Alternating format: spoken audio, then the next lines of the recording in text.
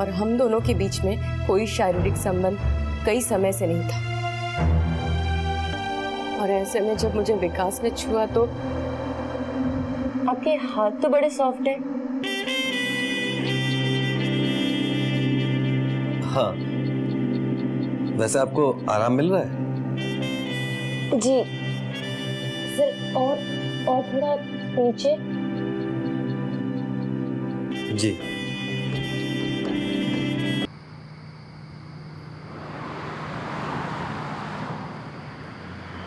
बस अभी हॉस्पिटल पहुंच जाएंगे। भैया इतना स्लो क्यों चला रहे हैं? तेज चलाइए ना।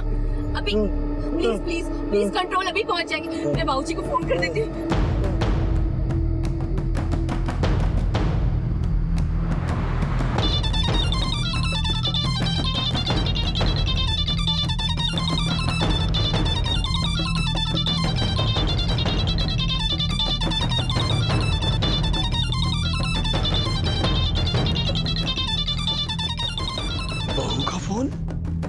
हेलो बाबूजी, बाबूजी मैं अरुण को लेकर हॉस्पिटल जा रही हूँ। किसी ने उस पर हमला कर दिया है। आप वहीं पर आ जाइए प्लीज। अच्छा मैं आता हूँ।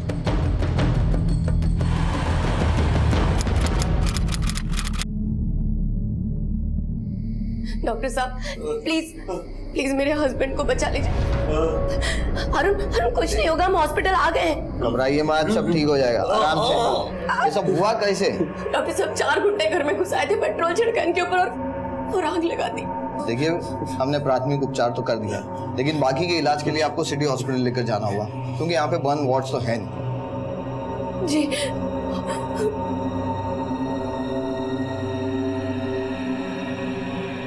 हेलो सर, मैं कांस्टेबल राज यादव बोल रहा हूँ सरकारी अस्पताल से। यहाँ एक जले हुए आदमी का केस आया और ये लोग उसे सिटी हॉस्पिटल ले जा रहे हैं। हाँ सर, ओके सर।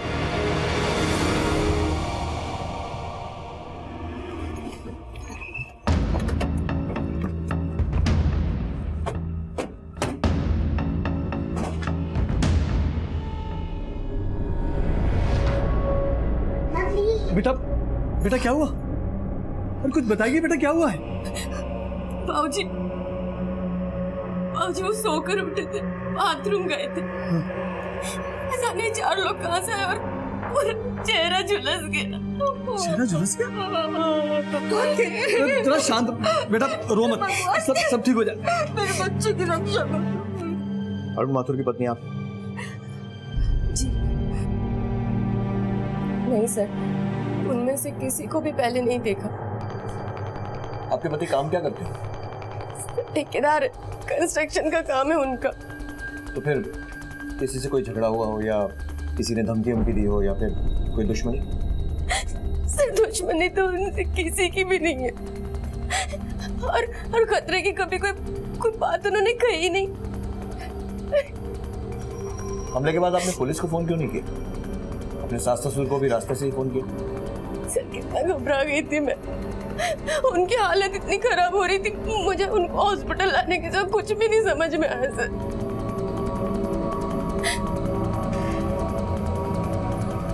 मेरी जानकारी में अरुण की किसी से कोई दुश्मनी है मुझे नहीं लगता। हाँ, कंस्ट्रक्शन का काम करता है वो, तो थोड़े बहुत मसले तो होते ही। ये अरुण की बेटी है? जी। बेटा और बहू हमारे साथ नहीं रहते, पर इसे कभी कभी हमारे घर छोड़ जाते हैं। कल शाम को बहू आई थी, इसे हमारे पास छोड़ गई। आज इसका जन्मदिन है, बोला था शाम को आकर मनाएंगे। पता नहीं किसने दुश्मनी निकाली मेरे बेटे के साथ। तो आपका ये मकान किराए का है? हाँ सर।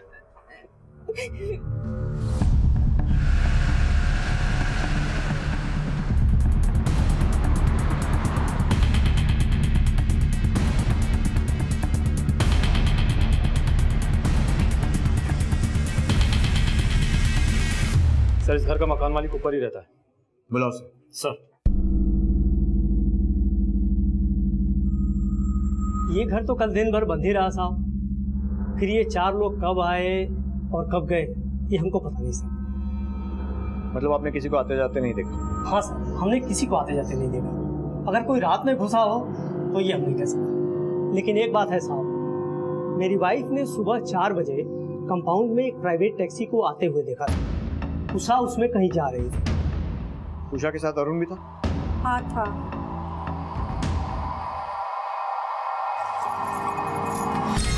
भैया इनकी तबीयत बहुत खराब है, जल्दी से ले चलिए।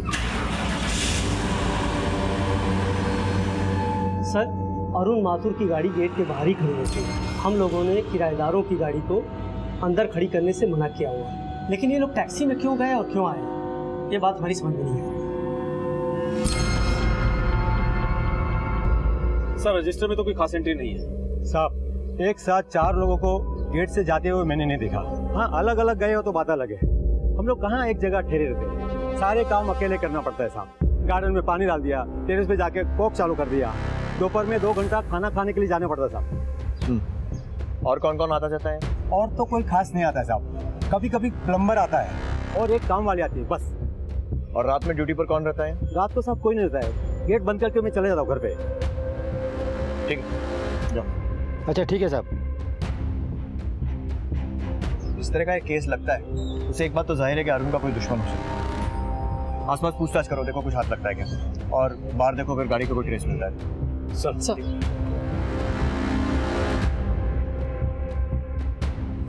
पुलिस ने कड़ी से कड़ी जोड़ने के लिए मोहल्ले से और आसपास से पूरी जानकारी जमा करनी शुरू की।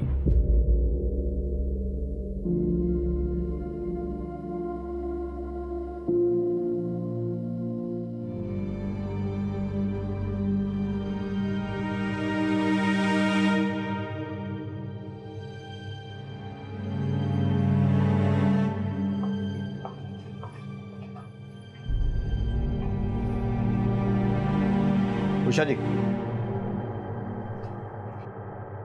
सर मकान मालिक ने मुझे और अरुण को ही देखा होगा, और कौन हो सकता है? लेकिन वो 4 लोग जिनके बारे में आपने बताया, कमाल की बात है उन्हें किसी ने आते जाते नहीं देखा। सर हमारे अपार्टमेंट की पीछे की दीवार पे से कूद के आने के पहले भी कई घटनाएं घट चुकी हैं। देखिए, क्योंकि वारदात आपके घर में हुई है, हमें घर का मुआयना करना पड़ेगा। घर की चाबी है आपके पास? हाँ है ना सर।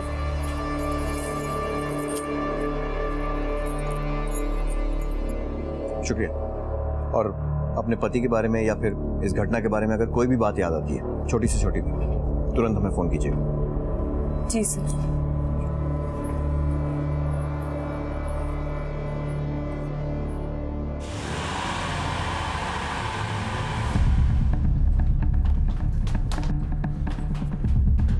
राइट, ताला खोलो।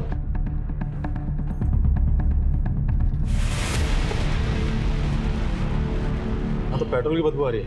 लगता है यहीं कहीं जलाया था। सावधानी से पूरे घर की तलाशी लो। चेतन, घर के आसपास देखो। सर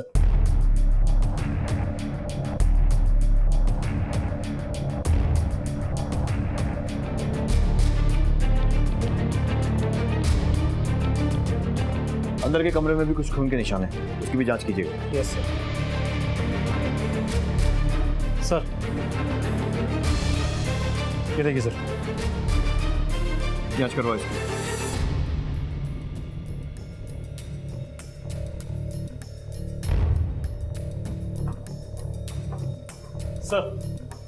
सर घर के अंदर जबरन घुसने का तो कोई सबूत नहीं मिला। लेकिन उषा के हिसाब से तो 4 लोग घर में घुसे थे। फुटप्रिंट्स कितने मिले? सर यकीन के साथ नहीं कह सकते। वारदात सुबह 4 बजे के आसपास हुई, इसका मतलब वो लोग पूरी प्लानिंग के साथ आए होंगे। सर ऐसा भी तो हो सकता है कि उषा ने खुद ने ही दरवाजा खोला हो और उसके बाद वो 4 लोग अंदर घुस गए हो। लेकिन एक आदमी का चेहरा जलाने के पीछे क्या कारण हो सकता है? अश्विन, कहीं ऐसा तो नहीं है कि उषा ने ही अपने पति के चेहरे पर पेट्रोल डाला? लेकिन सर ऐसा होता तो उसका चेहरा जला के हॉस्पिटल क्यों लेके गई? अब इस सवाल का जवाब तो सिर्फ अरुण दे सकता है। चलो हॉस्पिटल चलकर देखते हैं, शायद उसकी हालत कुछ ठीक हुई। सर बाहर से बोतल मिली, जरा सा पेट्रोल भी है इसमें, और बाहर उषा की गाड़ी भी नहीं है और ना ही कोई सीसीटीवी कैमरा है। चेक करवा, कोई फिंगरप्रिंट मिलता है? सर चलो।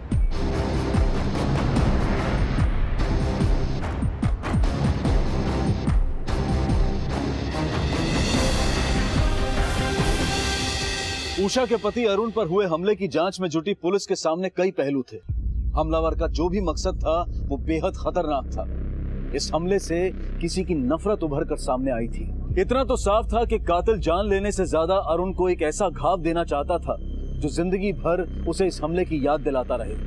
अपने बेटे पर हुआ यह हमला माँ बाप के लिए एक बिजली बनकर टूटा था और पत्नी उषा के लिए कहर। पुलिस ने अरुण और उसके परिवार की किसी से दुश्मनी या कारोबारी रंजिश को भी टटोला, लेकिन शक की सुई कहीं पर भी जाकर नहीं रुक रही थी।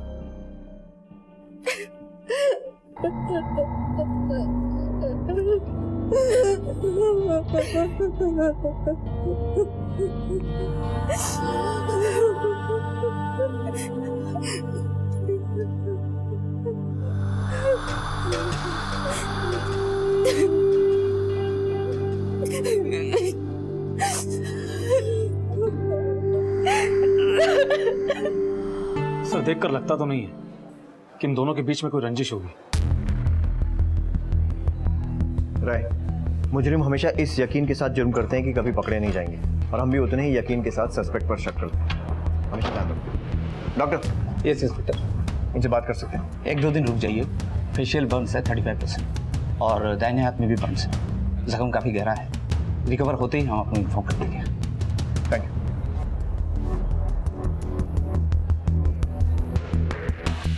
आपको क्या लगता है उषा जी, आपके पति के साथ किसने ऐसा किया होगा? पता नहीं सर उनके ज्यादा दोस्त नहीं है और वो अपने काम से ही काम रखते हैं बस। अच्छा, आपके पास कार है ना, और आप चलाती भी हैं? जी सर। तो फिर टैक्सी? सर और आपके अपार्टमेंट के बाहर आपकी कार भी नजर नहीं आई हमें। सर ऐसे क्यों पूछ रहे हैं आप मुझसे? तो और किससे पूछेंगे? सर एक्चुअली गाड़ी गैराज में है, और अगर गाड़ी मैं चलाती तो अरुण को कौन संभालता? बहुत डर गई थी सर।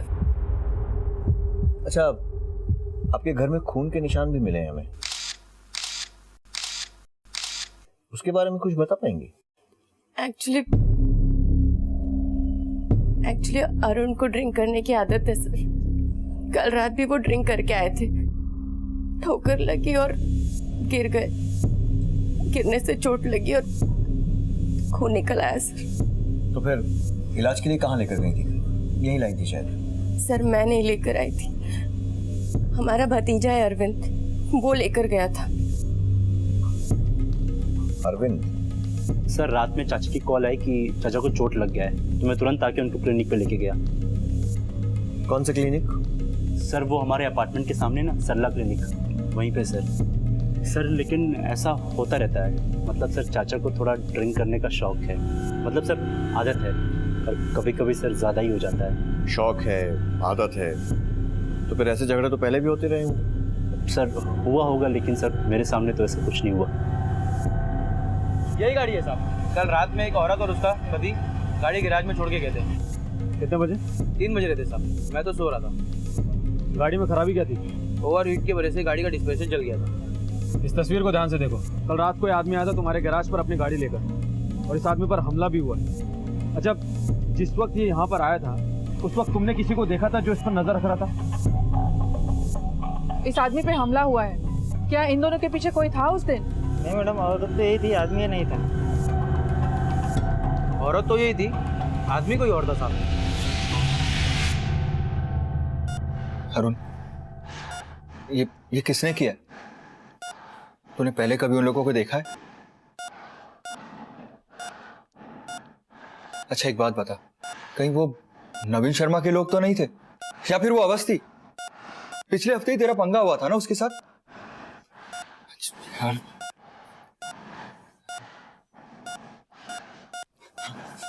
देख, तू बोल नहीं सकता तो ये पैड है और ये पेन, मुझे लिख के बता।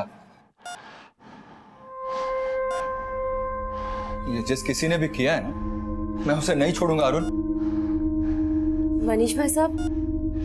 अरे भाभी जी, देखिए ना, ये कुछ बोल ही नहीं रहा। मैं कब से इसे जानने की कोशिश कर रहा हूँ कि किसने किया ये सब, लेकिन ये है कि कुछ बोल ही नहीं रहा। देखो मनीष भैया जो पूछ रहे हैं ना, आप बता दो इनको प्लीज। आप मनीष भैया को बता दो ना। देखा, ये तो कुछ बोल ही नहीं रहा।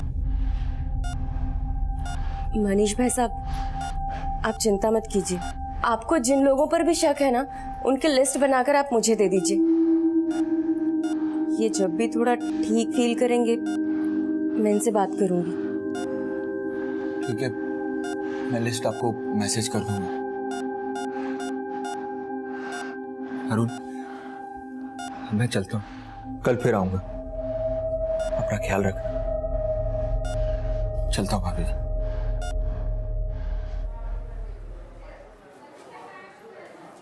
अरे मनीष, खुश रहो बेटा।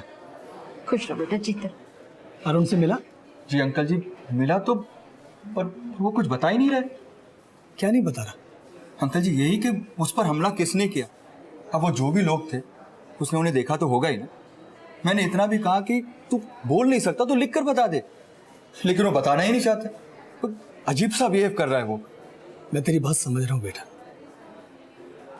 तू परेशान मत हो। अब तुझे भी पता है ना कितने बड़े हादसे से गुजरा है वो। मुझे लगता है कि उसे संभलने में थोड़ा वक्त लगेगा। उसे संभल जाने दे। और पुलिस है ना, वो तो अपना काम कर ही रही है? तू चिंता मत कर, सब ठीक हो जाएगा। चल हम लोग भी मिल लेते हैं उससे बेटा। चल खुश रह, खुश रह। जी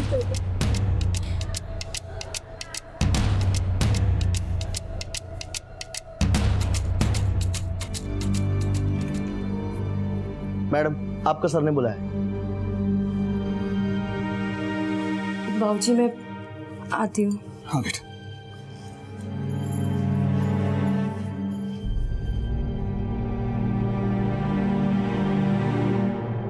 अब तक पुलिस के सामने कई सच और कई झूठ आ गए थे। कई सवाल भी खड़े हो गए थे जिनके जवाब उषा से बेहतर और कोई नहीं दे सकता था। पति पत्नी के रिश्ते की गरिमा शक के घेरे में आ गई थी। पुलिस ने क्राइम सीन का बारीकी से मुआयना किया, गवाहों के बयान लिए, सबूत जमा किए, लेकिन सीधा साधा दिखने वाला ये केस कानपुर की कलेक्टरगंज पुलिस की नींदें उड़ा रहा था। सर ये सब क्या है? आप लोग मुझे इस तरह यहाँ पर क्यों बुलाया है? आपको अगर मुझसे कुछ पूछना था तो आप वहां भी पूछ सकते थे। सर मैं पहले से इतनी परेशान हूँ और मैं आप लोगों की कंप्लेंट करूंगी डीसीपी साहब से। बिल्कुल कीजिएगा कंप्लेंट डीसीपी से। पहले ये बताइए कि ये आदमी कौन है? कौन है मतलब? अरुण है, मेरे पति। लेकिन जब आपने गाड़ी गैराज में दी थी और उसके बाद टैक्सी किराए पर ली थी, तब आपके साथ ये आदमी नहीं था, कोई और था।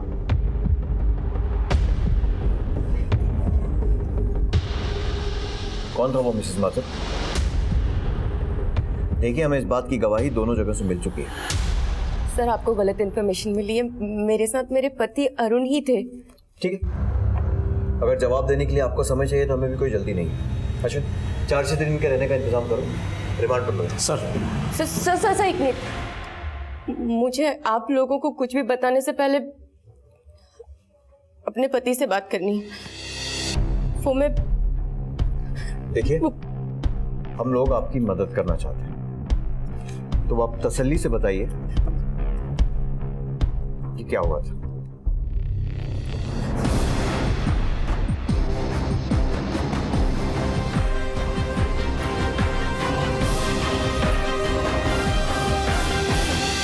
सिर्फ एक्चुअली बात 2 साल पहले की है। मुझे बैक पेन का प्रॉब्लम था। मैंने फिजियोथेरेपिस्ट से ट्रीटमेंट लेना स्टार्ट किया, लेकिन उस डॉक्टर ने इलाज के बहाने मेरी कुछ अश्लील तस्वीरें ले ली। मेरी कमर का दर्द तो मैंने ठीक कर दिया, मेरे दिल का दर्द कौन ठीक करेगा? जी का मतलब ये कि जैसे तुम यहाँ पे आती हो और जाती हो, आती जाती रहा करो, वरना ये तुम्हारी कुछ सुनहरी यादें मेरे पास हैं। सर वो फिर मुझे ब्लैकमेल करने लगा। मुझसे कहने लगा कि मैं उसके साथ फिजिकल रिलेशनशिप बनाऊं। मैंने इनकार किया तो उसने कहा कि अगर मैंने उसकी बात नहीं मानी तो वो मेरी सारी तस्वीरें इंटरनेट पर डाल देगा। मैं बहुत डर गई थी। मैंने ये बात अपने पति से शेयर की। वो जो डॉक्टर है, फिजियोथेरेपिस्ट, उसके पास मैं अपने बैक के प्रॉब्लम को सॉल्व करने गई थी। उसने इलाज करते करते कब मेरी गंदी गंदी तस्वीरें खींची मुझे कुछ नहीं पता। और अब वो मुझे ब्लैकमेल कर रहा है कि मैं उसके साथ रिलेशन रखूं। सॉरी,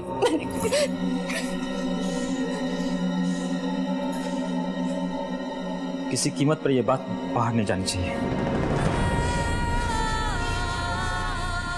अपने पति को इतना परेशान देखकर मैंने उनसे कहा कि इस डॉक्टर से मैं खुद ही बात करूंगी।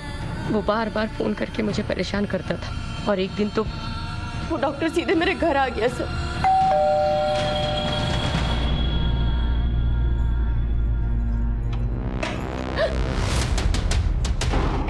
तुझे बुलाया, तू आई क्यों नहीं? सुन, आज यहाँ से मैं अपनी प्यास बुझा के ही जाऊंगा। देखो, हम यहाँ से बाहर चलते, बाहर चलकर जितनी बातें करनी है हम बातें कर। मुझे तुमसे बहुत सारी बातें करनी, ठीक है? एक सेकंड, चलो। उस दिन मेरे पति गाड़ी लेकर नहीं गए थे, तो हम लोग हमारी गाड़ी से चले गए और वो पूरे रास्ते मुझे अपनी बात मनवाता रहा सर, लेकिन मैं उसकी बात नहीं मानी और रास्ते में हमारी गाड़ी खराब होने लगी सर। इसी वजह से गाड़ी गैराज पर दी और पास के टैक्सी स्टैंड से टैक्सी रेंट की। फिर उसने एक सड़क किनारे पेट्रोल पंप से किसी बोतल में सर पेट्रोल भी लिया। बताया कि उसकी बाइक का पेट्रोल खत्म हो गया है और उसकी बाइक की चाबी मेरे घर पे छूट गई है, इसलिए वो अपने बाइक की चाबी लेने मेरे साथ मेरे घर आया सर। और तभी मेरे पति के साथ उसका सामना हुआ।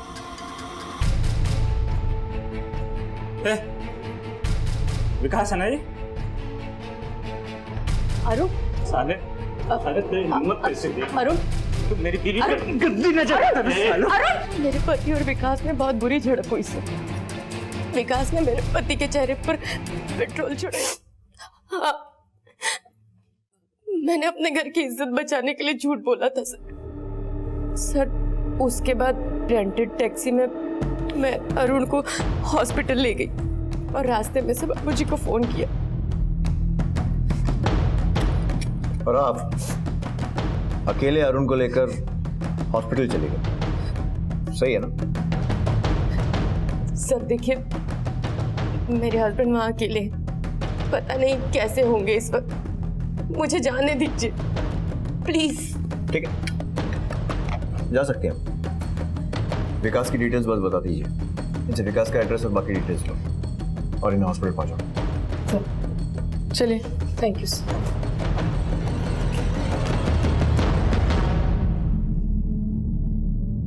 सर, ये औरत बार बार अपना स्टेटमेंट बदल रही है। सर, आपको लगता है ये अब भी सच बोल रही है?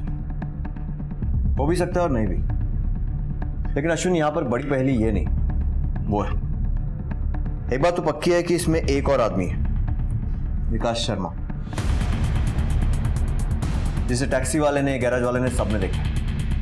इसके बारे में पता करो। अगर ये आदमी मिल गया ना तो केस फौरन सॉल्व हो जाएगा। सर, अपनी इज्जत को बचाए रखने के लिए उषा ने अब तक पुलिस के सामने कई गलत गवाहियां दी थी, पर आखिरकार उसे पुलिस के सामने सच्चाई रखनी ही पड़ी। पर क्या यह सच्चाई आखिरी सच्चाई थी या फिर कुछ और भी था जो पुलिस जानती नहीं थी? पुलिस के सामने एक नए संदिग्ध विकास का नाम उभरा था, तो क्या इस बेरहम हमले के पीछे विकास का हाथ था? पुलिस ने अपनी तहकीकात के सिरे अब उस दिशा में मोड़ दी। हाँ सर, विकास शर्मा हमारे यहाँ फिजियोथेरेपिस्ट है। वो पिछले 4 दिनों से आया नहीं है। 4 दिन से देखा नहीं साहब विकास को। 2 दिन पहले विकास जी आए थे कुछ सामान लेने। अरे सुरेश भाई, ये सामान दे दो। रवि, ये सामान निकाला। 10 मीटर रस्सी, 1 क्रोबार, सलिया 15 mm और एक फावड़ा। ये लो। विकास जी, ये सब क्या करेंगे आप? अरे कुछ नहीं, वो घर का गटर जाम हो गया था। अच्छा, ये ले। अच्छा ठीक है, चलता हूँ। मतलब मारने का सामान जुटा रहा था। सर, बगल के मेडिकल शॉप से विकास ने ये दवाइयाँ खरीदी थी कल शाम को। नींद की दवा और इंजेक्शन, मतलब बेहोश करके मारने का प्लान। अश्विन, इसके घर का एड्रेस मिला क्या? हाँ सर, यहीं फूल बाग में रहता है। चलो।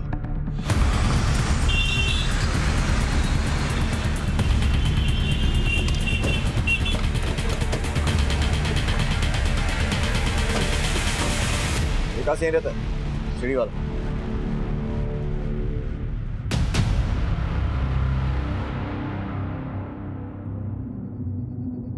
सुनो, ये विकास कहाँ गया? सर यहाँ पर तो 4 दिन से ताला लगा हुआ है। इसके साथ कोई और रहता है? नहीं साहब, वो तो अकेला रहता है। और इसके गांव के घर का कुछ पता ठिकाना? सर ठीक ठीक तो याद नहीं, पर इटावे का है, तुलसी गांव। उसके माँ बाप भी वहीं रहते हैं।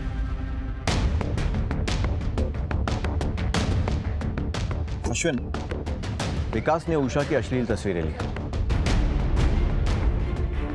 और उसके साथ शारीरिक संबंध बनाना चाहता था, जिसके लिए उषा राजी नहीं थी। तो इसके लिए उसे उषा पर हमला करना चाहिए था। उसके पति पर हमला क्यों किया?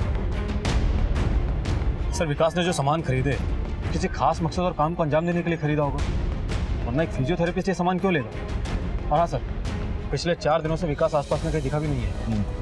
इसके कॉल रिकॉर्ड्स निकलवाओ और इसका मोबाइल फोन ट्रैकिंग पर डालो। एक टीम मिटावा भेजो, शायद वहाँ छुप कर बैठा। किसी भी हालत में ये आदमी हमारे हाथ लगना चाहिए। सर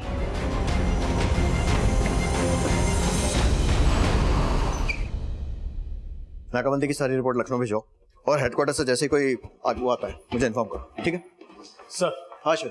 सर हमारी टीम विकास के गांव से लौट गई। कोई खबर? नहीं सर, पिछले 8 महीने से विकास अपने गांव में है ही नहीं। और सर पूछताछ के दौरान मालूम चला है कि विकास बड़े गरीब परिवार से, उसके माँ बाप ने उसको कर्जा लेकर पढ़ाया लिखा है। उसकी मोबाइल लोकेशन और कॉल रिकॉर्ड्स बोल दिया सर, कल तक मिल जाएंगे। इंस्पेक्टर साहब कहाँ मिलेंगे? वो रहे।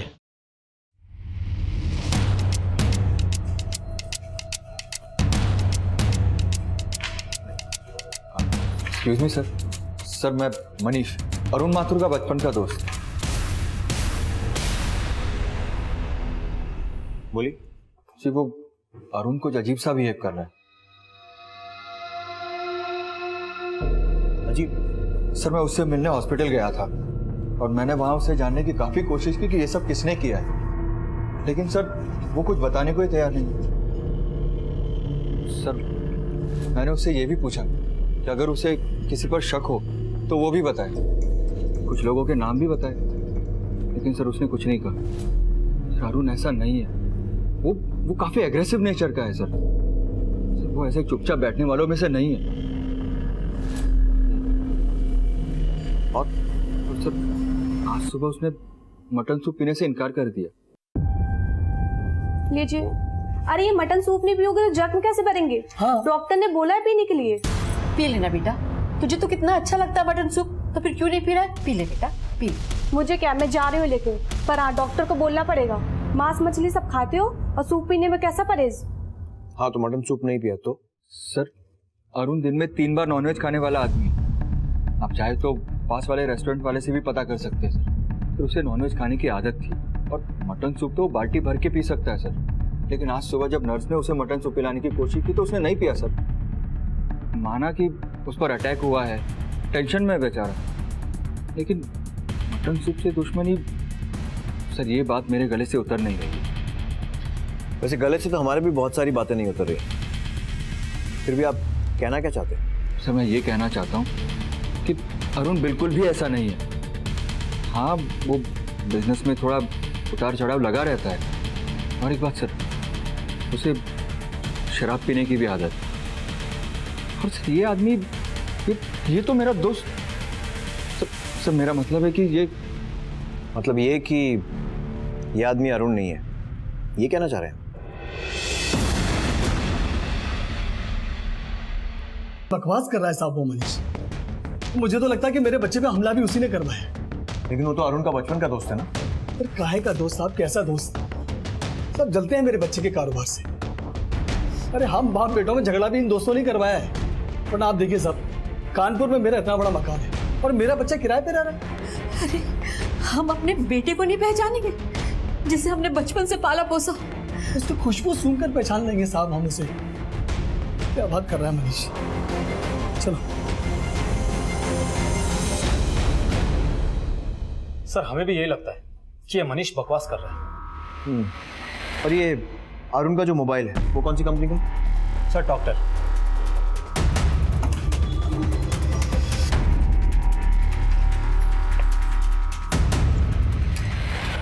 Hello sir. बोलो। मैं सर टॉकटेल मोबाइल कंपनी से आया हूँ। अरुण माथुर का बिल बाकी है। अरे दिमाग खराब हो गया क्या तुम्हारा? हॉस्पिटल में मिलने के चले आए तो मेरे बच्चे की हालत देख रहा और तुम्हें अपने बिल के पड़ी हुई है। सर ड्यू डेट से काफ़ी दिन निकल चुके हैं सर। अगर बिल जमा नहीं करेंगे तो उनका फ़ोन कट हो जाएगा सर। मुझे पता चला कि आप यहाँ हैं तो मैं यहाँ आ गया सर। सर हम भी नौकरी करते हैं सर। ठीक है, बताओ कितने का बिल है? 3580। ठीक है चल। सर उनका साइन चाहिए। अरे तुम हद कर रहे हो, उसकी हालत देख रहे हो, वो साइन कर सकेगा? सर रसीद पे साइन करने की जरूरत नहीं है सर। फिर जो बायोमेट्रिक स्कैनर है इस पे उंगली रखते हैं ऑटोमेटिक साइन हो जाता है सर। अरे चलो आराम से।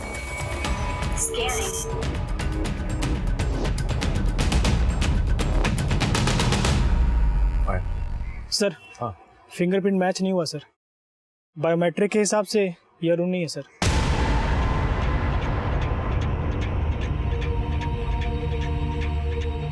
इसका मतलब बचपन का दोस्त मनीष सही बोल रहा था। इसका मतलब आपका शक सही था। एक काम कर, ये विकास शर्मा, इसका भी मोबाइल कनेक्शन तेरी कंपनी का है ना? एक मिनट सर। Yes sir. ठीक है, फिर से अंदर जा। नहीं सर, वो बुढ़ा मारने को दौड़ता है सर। इस बार तो मार ही देगा सर। कुछ नहीं होगा, मैं बोल रहा हूँ ना बेटा, अंदर जा और उसको बोलना गलती हो गई। जा एक बार। एक मिनट आराम से। तुम्हारा कोई भी काम ढंग से नहीं होता। एक्चुअली सर पेमेंट क्रेडिट नहीं हुई थी सर। अब हो गया? हाँ सर हो गया। हटाओ। सर हद हो गई सर। हाँ मैच कर गया सर। विकास शर्मा के नाम से मैच कर गया।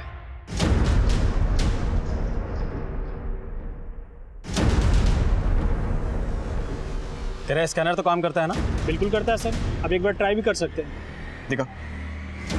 पहले हाथ रखिए सर। बायो स्कैन तो एकदम ठीक है। अरुण गायब है। उसको जन्म देने वाले माँ बाप और उसके साथ रहने वाली पत्नी का मानना है कि यह अरुण है, सिवाय एक इंसान के, मनीष। और अब ये सर इसका मतलब हॉस्पिटल के अंदर 35% बर्न्स के साथ झुलसा हुआ आदमी अरुण नहीं, विकास शर्मा है। तो सर अरुण कहाँ होगा? वो तो अब ये विकास शर्मा ही बताएगा। पुलिस के सामने अब तक कई सच झूठ और कई झूठ सच साबित हो चुके थे, लेकिन आखिरी सबूत पुलिस के हाथ ऐसा लगा था जिसने इस केस का रुख ही बदल दिया। ये सच्चाई बेहद चौंका देने वाली थी कि हमला अरुण पर नहीं बल्कि विकास पर हुआ था। आखिर विकास एक दूसरे नाम से झुलसे हुए चेहरे के पीछे क्यों छुपा हुआ था? उसका मकसद क्या था? और क्या ये सच्चाई कि अरुण की जगह विकास है उषा जानती थी? अगर हाँ तो सच क्या है और कहाँ है अरुण? सर हमारी डॉक्टर से बातचीत हो गई है। तहकीकात के लिए मुझे थाने लेके जा सकते हैं। बढ़िया।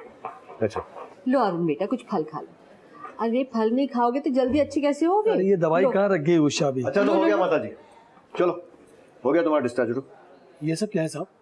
क्यों, खुशबू से भी सूंघकर पहचान नहीं पाए आप लोग अपने लाडले बेटे को? मतलब ये कि आपका बेटा अरुण नहीं है। क्या ये क्या कह रहे हैं आप? जी हाँ, सबूत है हमारे पास पूरे। तो फिर ये कौन है? विकास शर्मा। विकास शर्मा? और हमारा बेटा?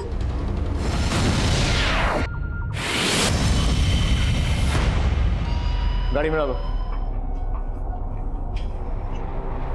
सर हमारे एक बात समझ में नहीं आई। एक आदमी विकास शर्मा एक औरत के चक्कर में फंसता है, बाद में वो औरत पीछे हट जाती है और फिर वो गुस्से में आकर उसके पति को जलाने का प्लान बनाता है, उसकी जगह ले लेता है। पर ना हमें उसके पति की लाश मिली है और जला भी तो कौन? मारने वाला। लेकिन अगर ये सचमुच उसे मारना चाहता था तो फिर इसने खुद पर पेट्रोल क्यों डाला? या फिर शायद किसी और ने उस पर पेट्रोल डाला? लेकिन सर ये जानलेवा भी तो हो सकता था, ये मर सकता था। सर जिस मोड़ पे अभी ये केस पहुंचा है वो अरुण ही है जो गायब है। सर ये सेल्फ इन्फ्लिक्टेड तो नहीं हो सकता। इस कहानी के पीछे कोई ना कोई झूठ जरूर है अशु, और सबसे पहले हमें उस झूठ को पकड़ना पड़ेगा। अरुण की पत्नी उषा कमरे में नहीं थी ना? फौरन एक टीम बनाओ और अरुण के घर पहुंचो। तब तक मैं इसे थोड़ा मटन सूप पिलाता हूं और बाकी की परतें उषा खोलेगी।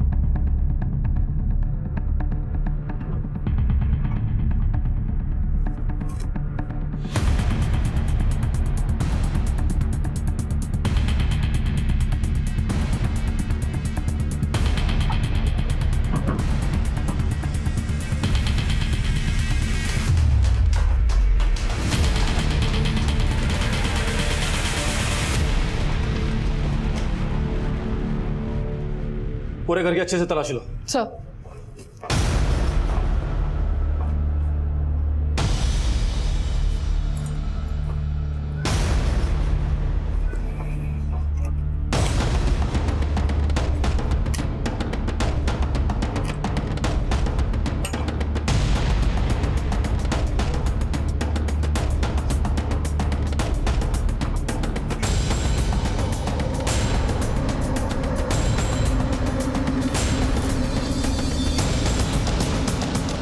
सर उधर तो कोई नहीं है, लगता है निकल गई।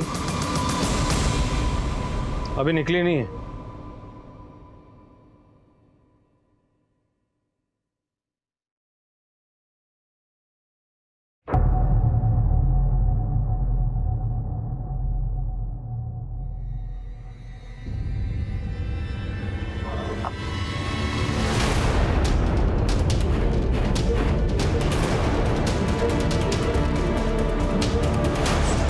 थाने चले उषा जी?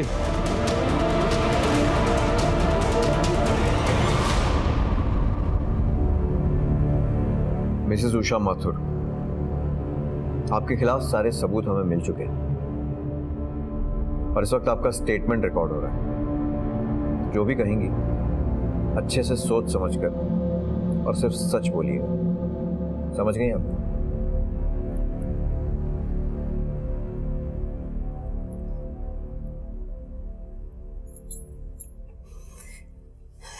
सर मैं अपने पीठ दर्द का इलाज करवा रही थी उन दिनों। मेरे पति अरुण को शराब पीने की बहुत बुरी आदत थी और हम दोनों के बीच में कोई शारीरिक संबंध कई समय से नहीं था।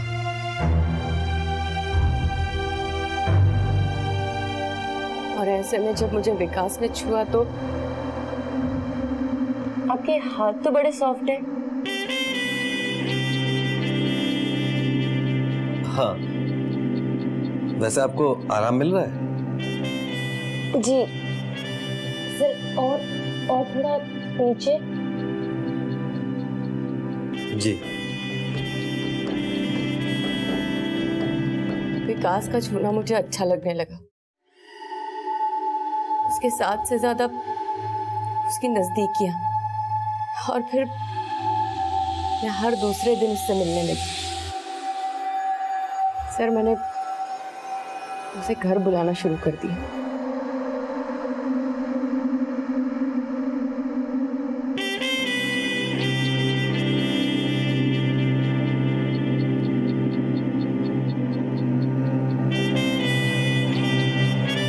सर अब विकास हर दूसरे तीसरे दिन मेरे पास आने लगा था। चोरी के इस रिश्ते को मैंने पक्का रंग देने का सोच लिया था सर, और लुका छुपी के इस खेल को और अरुण को रास्ते से हटाने का मैंने पक्का रास्ता भी ढूंढ लिया था।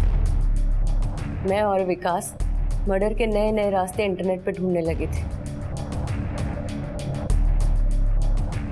सर मैंने अरुण को मारने का प्लान रात का बनाया, क्योंकि अरुण हमेशा रात को नशे में होता है। सबसे पहले मैंने अपनी बेटी को उसकी दादी के यहाँ छोड़ा, और फिर अरुण के आते ही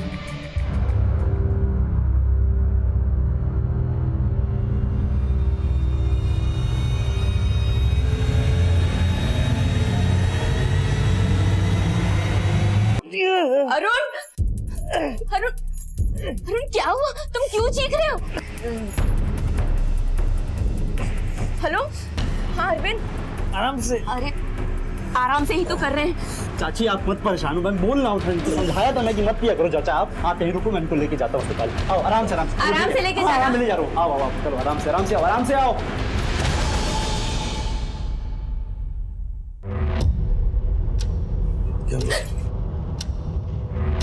फट्टू हो गए तुम, भागे का है? अरे तुमने उसको मार दिया? धीरे बोलो। अरुण को भी अरविंद हॉस्पिटल लेकर गया है। जाओ, जाकर बाहर हमारे फोन का वेट करो। ठीक है, आराम से। हाँ जाओ। बहुत दिलेरी दिखाई तुम लोगों ने। फिर उस पर हमने दोबारा वार किया।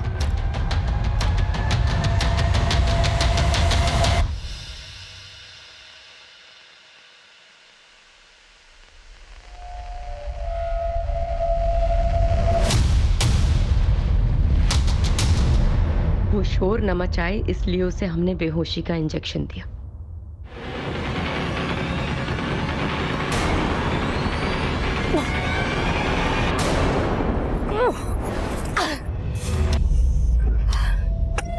जल्दी जल्दी हाथ चलाओ ना। यहाँ नहीं खुलने वाला, यहाँ तो पत्थर है। छोड़ो इसको, जाओ पेट्रोल लेके आओ, माचिस भी लेके आना।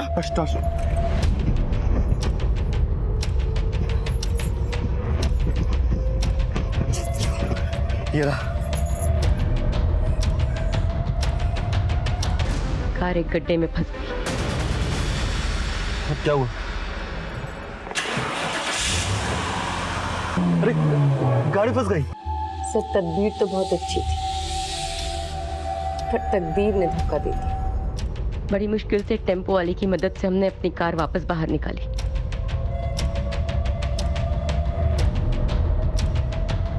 पर रास्ते में फिर खराब हो गई, इसलिए धक्का देते हुए गैराज तक ले गए।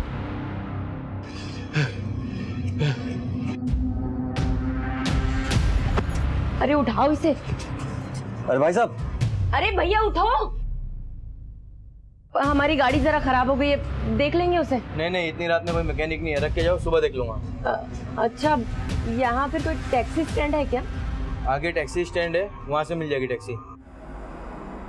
सर, हमने सब कुछ उषा के ही कहने पे किया, सब कुछ। वो तो समझ में आ गया, लेकिन फिर अपना खुद का चेहरा क्यों झुलसा लिया? ये लो, ये पहनो। जी शुक्रिया। क्या हुआ? एकदम सही लग रहे हो अरुण की तरह। अरुण? इसने कहा कि पति मरेगा पर जिंदा रहेगा। मरेगा पर जिंदा रहेगा? कैसे? सर, ये भी उषा का ही प्लान था। इन्होंने बोला कि अरुण को हम मारेंगे और अरुण की जगह मैं ले लूंगा। सिर्फ जगह ही नहीं, नाम, कारोबार, पैसा, सब। उसके बाद उषा ने मेरा चेहरा झुलसा दिया ताकि किसी को पता न लग पाए कि इस झुलसे हुए चेहरे के पीछे अरुण नहीं।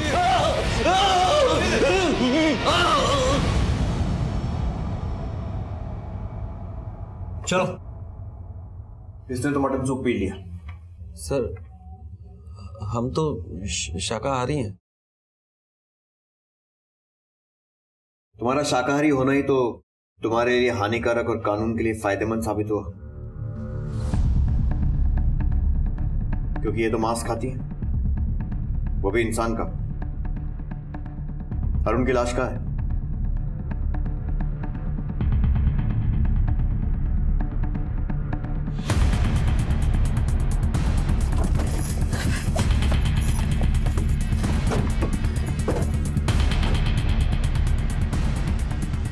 किधर? चलो।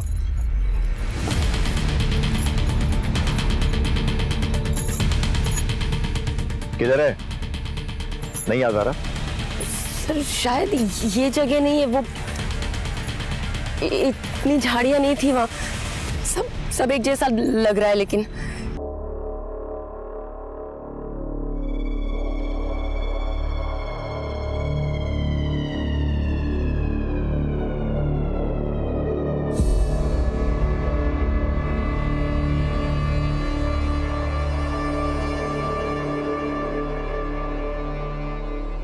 मुझे नहीं मालूम कि तुमने ये सब करके क्या पाया और ये सब किया क्यों, लेकिन जब भी लोग इस केस के बारे में सुनेंगे ना, तो तुम दोनों की हिम्मत और बेवकूफी के बारे में सोचते रह जाएंगे।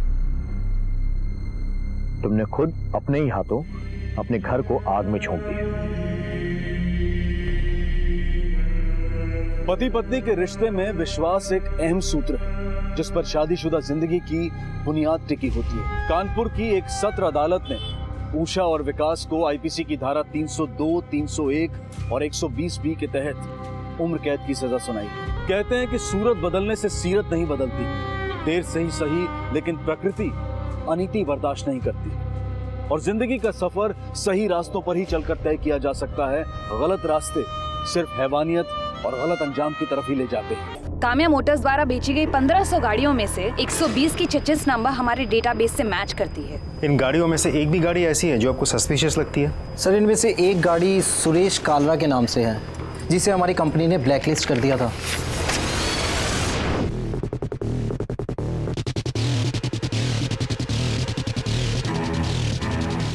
Suresh Kalra.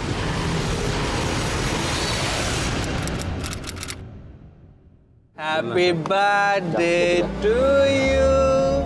Happy birthday, dear doctor. Happy birthday to you. अरे हैप्पी बर्थडे डॉक्टर साहब। अरे जन्मदिन मना रहे हो आप तो धूमधाम पे हैं। मैं भी गिफ्ट ले आया हूँ आप खातिर एक। यो देखो, बढ़िया है ना? ये लगाओ, एकदम हैंडसम बुआ है। अरे डॉक्टर साहब का दूसरा गिफ्ट ले आओ। अरे जल्दी करो भाई। डॉक्टर साहब बर्थडे मना रहे हो। डॉक्टर साहब, यह काली पट्टी आपकी आंखों में बांध देंगे, आप जादूगर बन जाओगे, फिर आपका कबूतर उड़ा देंगे। Thank you. बांध भाई, बांध। अरे बांध दे मारे, मुझे छोड़। Please don't do this. अरे डॉक्टर साहब, happy birthday. Happy birthday to you. Happy birthday to you.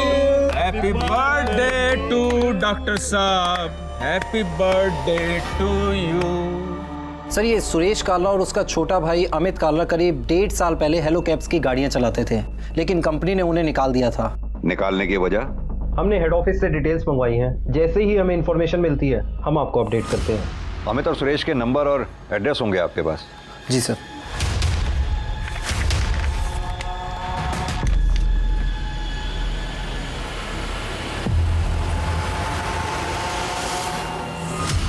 हाँ, राम राम। और 2,000 के बंडल तैयार हो गए? देखिए, पैसों का इंतजाम हो गया है, आप बस बताइए कब और कहाँ लाना है। टाइम बुरा होता है ना, ऊँट पे बैठे ना कुत्ता काट लेता है। माफ कीजिएगा, मैं समझा नहीं। घना दिमाग ना खर्च करे, पैसे कद और कहाँ देने हैं मैं। आप बस बताइए आपको कब और कहाँ चाहिए।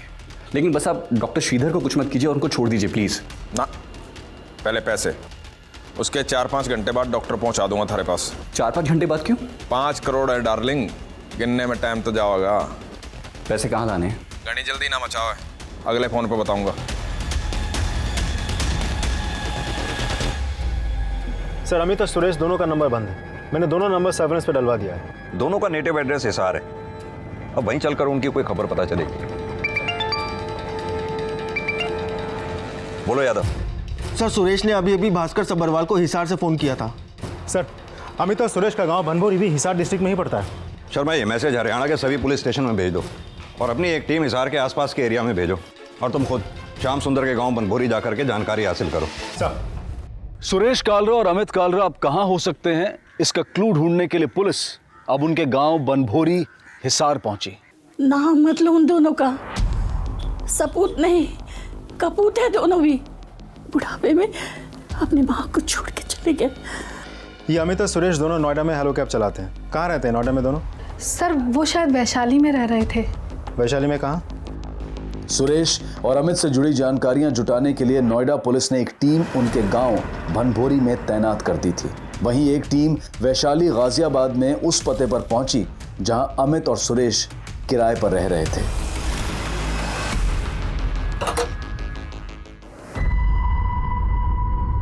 जरा सुनिए। जी? ये घर सुरेश और अमित का है? जी हाँ, पर यहाँ तो काफी दिनों से ताला लगा है। तो फिर ये दोनों अब कहाँ मिलेंगे? जी मालूम नहीं। कहीं भी किसी तरह की कोई डील नहीं होनी चाहिए, मुझे अपडेट करते रहना। सर ये डॉक्टर श्रीधर के अंकल हैं सर। सर, श्रीधर मिल जाएगा ना सर? मैं उनको घर वालों को प्रॉमिस देकर आया हूँ कि मैंने उनको साथ लेकर ही आऊँगा। आप चिंता मत कीजिए, हम डॉक्टर श्रीधर को वापस लाने की पूरी कोशिश कर रहे हैं।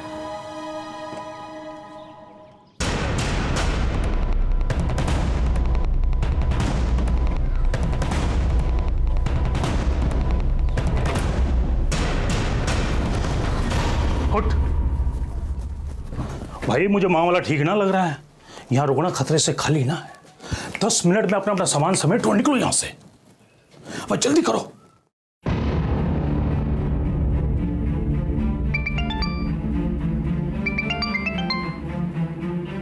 बोलो शर्मा। सर हेड ऑफिस के इंफॉर्मेशन के मुताबिक उन्होंने काफी हेराफेरी और उल्टे सीधे काम किए थे। कैसी हेराफेरी करते थे दोनों? सर हमें एक लेडी कस्टमर ने कंप्लेंट की थी कि सुरेश ने उनके साथ मिसबिहेव किया था।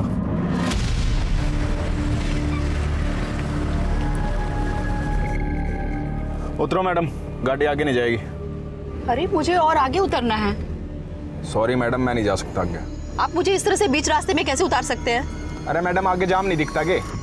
दिस इज नो वे। बकवास बंद करो और आगे चलो। अंग्रेजी ना काटे, ठीक है? उतरा एक तारूं। आपका दिमाग खराब हो गया है। मैं कंप्लेंट करूंगी ना तब समझ में आ जाएगा। हाँ चल कर दिया कंप्लेंट, उतर। सर उस पैसेंजर की कंप्लेंट के बाद हमने सुरेश से शो कॉज मांगा, बट उसने कोई रिप्लाई नहीं किया। उसके बाद जब उसके खिलाफ इंटरनल इंक्वायरी हुई तो पता चला उसके और उसके भाई ने काफ़ी धांधलियाँ की थी। कैसी धांधलियाँ? सर कंपनी पीक आवर्स में इंसेंटिव देती थी, सुबह 7:30 से लेकर 12:30 बजे तक और शाम में 5 बजे से लेकर 11 बजे तक। और अगर ड्राइवर एयरपोर्ट से सवारी को पिकअप करता है तो उसे 1000 रुपये बोनस एक्स्ट्रा मिलता है। इसके अलावा अगर ड्राइवर एक दिन में 12 राउंड्स लगाता है तो उसे 3000 बोनस एक्स्ट्रा मिलता है। लेकिन इन दोनों भाइयों ने कंपनी की इस पॉलिसीज़ का गलत इस्तेमाल किया। अलग अलग सिम कार्ड से अलग अलग आईडीज़ बनाई और इन आईडीज़ से अपनी ही बुकिंग करने लगे और बिना किसी पैसेंजर को बिठाए रैंडम राइड शो करने लगे। और सर इन सब चीज़ों से हमें पता चला उन्होंने पैसों की बहुत सारी धांधलेबाजी की थी, इसीलिए हमने उन्हें कंपनी से निकाल दिया और ब्लैकलिस्ट कर दिया। कहीं ऐसा तो नहीं अमित और सुरेश ने ये किडनैपिंग हेलो कैब से बदला लेने के लिए की हो? सुरेश कालरा और अमित कालरा, ये उन 6 किडनैपर्स में से 2 नाम थे जिन्होंने हेलो कैब से अपना बदला लेने के लिए 12 अगस्त की रात को उनके किसी एक कस्टमर को किडनैप करने की प्लानिंग की थी और फिर उस प्लानिंग को अंजाम तक भी पहुंचा दिया। हेलो सर जी, हेलो कैब बुक की थी आपने? कर दूंगी। सारा लुकाई समझ रखा है। प्लीज मेरा मदद करेगी, he is hitting me, please मदद करेगी। और इस कस्टमर डॉक्टर श्रीधर की जान बख्शने के लिए उन्होंने हेलो कैब से 5 करोड़ की फिरौती की मांग की। इन अपराधियों की पहचान सामने आने के बाद पुलिस अब इन किडनैपर्स तक पहुंचने का और डॉक्टर श्रीधर को सही सलामत बचाने का रोड मैप तैयार करने में जुट गई। सर, ये सुरेश और अमित जिस घर में रहा करते थे वहाँ से अमित के दूसरे नंबर के बारे में पता चला। मैंने वो नंबर चेक किया। वो नंबर उन जगहों पे एक्टिव था जहाँ से श्रीधर के फ़ोन से कॉल आए थे। हम डॉक्टर श्रीधर बावड़े नाम में क्या रखा है? इट्स अ मिस्टेक, तुम लोगों ने गलती की।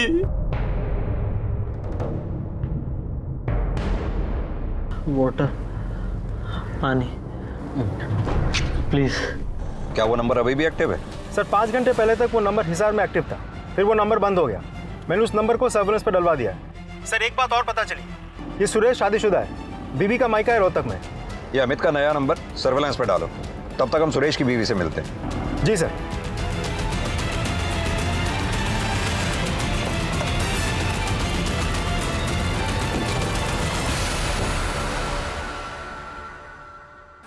साहब इन हेलो कैब्स वालों ने ना महारी और सुरेश की हंसती खेलती जिंदगी में आग लगा दी। ऐसे ही अमित और सुरेश को काम से निकाल दिया। हमारे तो खाने के भी लाले पड़ गए साहब जी। ऐसे नहीं निकाल दिया, सुरेश और पति ने हेलो कैब्स में गबन किया है। ये गबन मबन मुझे कुछ नहीं पता साहब जी, और गबन तो हेलो कैब्स वाले करते हैं। ड्राइवरों का खून चूसते हैं और खुद घर बैठ के खाते हैं। तुम्हारे पति और देवर ने एक मासूम डॉक्टर का अपहरण किया है और जिस तरह से तुम उन दोनों की बहादुरी का बखान कर रही हो, हमें तो लग रहा है कि तुम भी उन्हीं के साथ मिली हुई हो। मैं कोई मिली विली नहीं हूँ साहब, और गलत तो ये हेलो कैब्स वाले भी हैं। किडनैपिंग के बारे में मुझे कुछ नहीं पता साहब। और ये सुरेश और अमित कहाँ होंगे ये भी नहीं पता? पता नहीं साहब। सर इसका तेवर देख के तो लगता है इसे सब पता है। इसका फोन भी सर्विलेंस पे डालो, हो सकता है ये उनके टच में हो। सर बोलो त्रिवेदी। सर अमित का दूसरा नंबर अभी अभी भिवानी में ऑन हुआ था। अमित कालरा का दूसरा नंबर ट्रेस करते हुए नोएडा पुलिस अब भिवानी आ पहुंची थी, लेकिन भिवानी में किडनैपर्स कहां थे इसका कोई भी क्लू अभी तक नहीं मिल पाया था। अरे एक बार बॉर्डर क्रॉस करके राजस्थान पहुंच गए ना, सब ठीक हो जाएगा। शर्मा, अमित का फोन इसी एरिया में एक्टिव था ना? जी सर। तो लोकल पुलिस को यहाँ। शर्मा एक मिनट, ये गाड़ी वही है ना 154 जे? ये सर वही ड्राइवर वही है।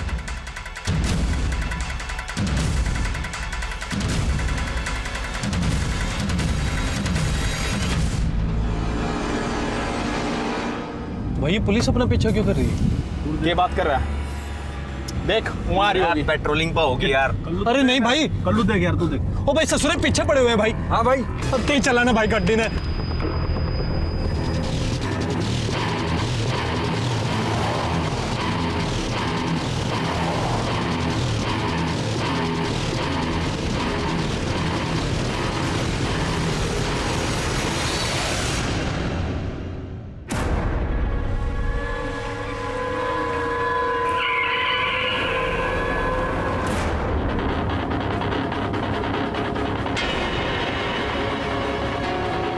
क्या सुंदर,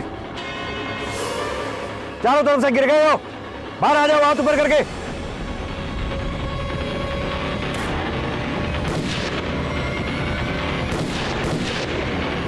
गोली क्यों चला रहे साले? अबे निकाल निकाल, गाड़ी निकाल, भगा। फटाफट उसके पीछे लो, निकल गाड़ी।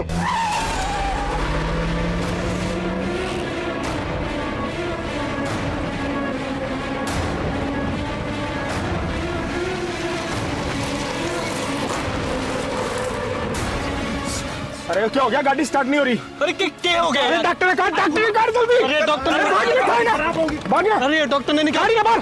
अरे पकड़। रुक, पीछे ले, पीछे ले, पीछे ले, जल्दी अंदर ले।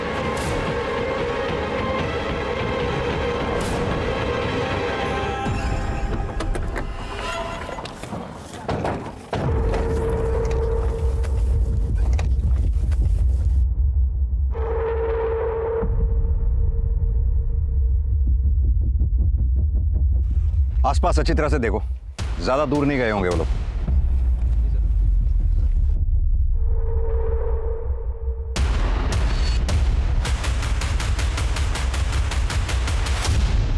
कई कोशिशों के बावजूद किडनैपर्स पुलिस को चकमा देकर भागने में कामयाब हो गए, लेकिन मौका वारदात पर वो हेलो कैब बरामद कर ली गई जिसमें डॉक्टर श्रीधर की किडनैपिंग की गई थी। पुलिस किडनैपर की तलाश में लगातार अपना प्रयास कर रही थी, लेकिन उन्हें यह भी डर था कि कहीं किडनैपर डॉक्टर श्रीधर को मार न दे। सुरेश और अमित के कॉल रिकॉर्ड्स खंगाले जा रहे थे, लेकिन फिलहाल किडनैपर कहां छुपा है इसकी कोई भी लीड पुलिस को अब तक नहीं मिल पाई थी। सुरेश भाई, ये पुलिस कहां से आ गई? अरे भास्कर ने खबर की होगी, मैंने तो पहले ही पता था पैसे ना देगा। पैसे की चिंता ना करो, पैसा तो उसकी कब्र से भी निकाल लूंगा मैं। अरे ये मत कर, पुलिस सूंघती हुई यहाँ आ जाएगी। इसको तो ये पैसे भी ना मिले और पुलिस भी पीछे पड़ गई मारे। साले किसने कही थी फायर करने की? गणा चौधरी पकड़ रहा था, चुपचाप डॉक्टर ने लेके निकल लेते। साले शुक्र मना किसी पुलिस वाले गोली ना लग गई, नतरी ऐसी तैसी कर देंगे। अब भाई आपस में झगड़ा मत करो, अब भी हम यहाँ किसी दूसरे रास्ते से निकल सकते हैं, गाड़ी का भी इंतजाम हो जाएगा, पर हम सबको अपनी अपनी वेशभूषा बदलनी पड़ेगी और इस डॉक्टर की भी। सर, अमित और सुरेश के कॉल रिकॉर्ड से 4 नंबर ऐसे मिले हैं जो किडनैपिंग वाली रात से बंद है। ये नंबर हैं किसके? एक नंबर बुद्धन के नाम झज्जर में रजिस्टर्ड है, जहां से डॉक्टर श्रीधर के नंबर से तीसरा रैंसम कॉल गया था। अपना कस्टमर सही सलामत चाहिए ना, तो 5 करोड़ का इंतजाम कर ले। सर, हमने वहां हरियाणा पुलिस की एक टीम भेज दी है।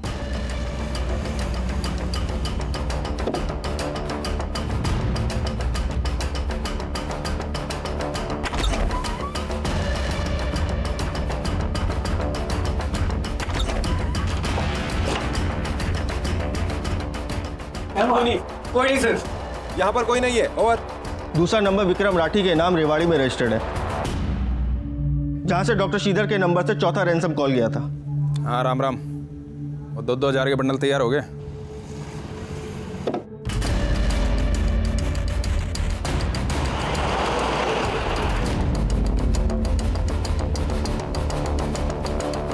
सर, तीसरा नंबर जयंत के नाम भिवानी के मीरपुर में रजिस्टर्ड है, जहां वो लोग हेलो कैब छोड़ के भागे थे वहीं पास ही में उसका खेत है। डॉक्टर।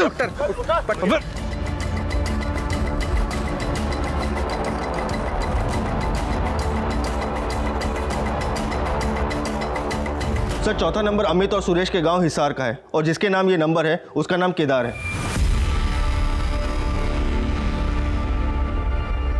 सुरेश कालरा और अमित कालरा के बाद पुलिस ने उन सभी किडनैपर्स को आइडेंटिफाई कर लिया जिन्होंने डॉक्टर श्रीधर की किडनैपिंग को अंजाम दिया था, लेकिन वो किडनैपर्स इस वक्त कहां हैं ये पता लगाना अब भी बाकी था।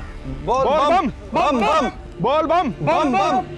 बोल बम बम बम बोल बम बम बम बोल बम बम बम बोल बम बम बम बोल बम बम बम बोल बम बम बम बोल बम बम बम बोल बम बम बम बोल बम बम बम बोल बम बम बम बोल बम। ओ भाई साहब कहाँ जा रहे हो? कुलदीप तो है नहीं घर पे, किससे मिलना है तुमको? अरे भाई कुलदीप भाई ने चाबी दी है भाई, हम लोग तो कवड़िया लोग हैं, थोड़ा आराम करेंगे फिर आगे बढ़ जाएंगे। जय भोलेनाथ। जय भोलेनाथ।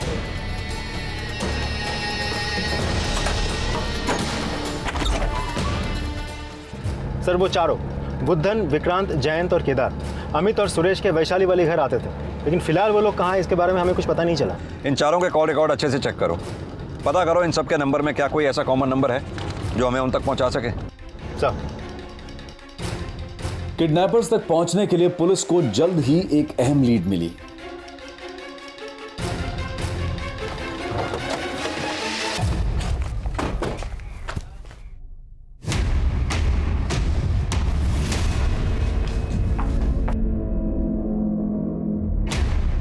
मनीष जी सर, चल तुझे लेना है। अरे सर लेकिन मैंने किया क्या?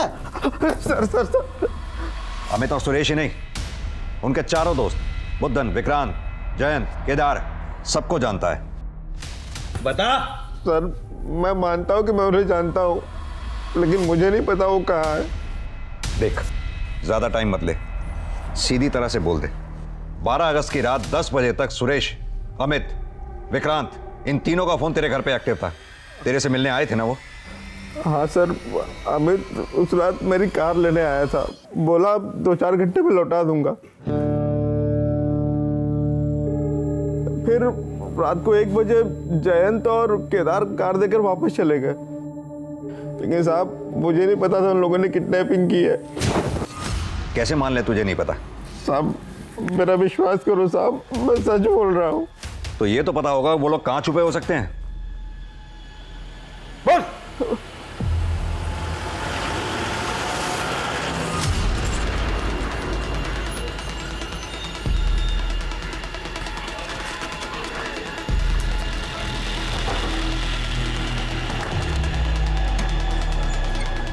भाई गांव में पुलिस आई है भाई। ये बात कर रहे हैं, पुलिस 3:30 पहुंच गई।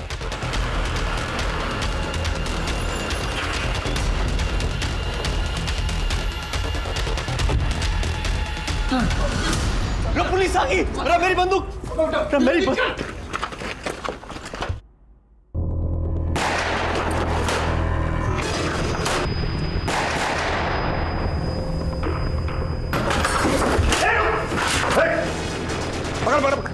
राजन तू आगे देख, इस समय देखता हूँ।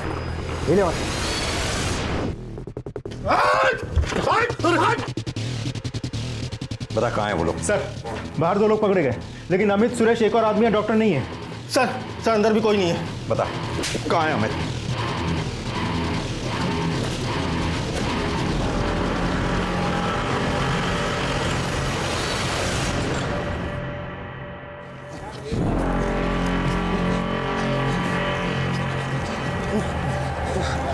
ओ भाई पुलिस तो कुत्ते की तरह अपने पीछे पड़ गई, अब क्या करेंगे?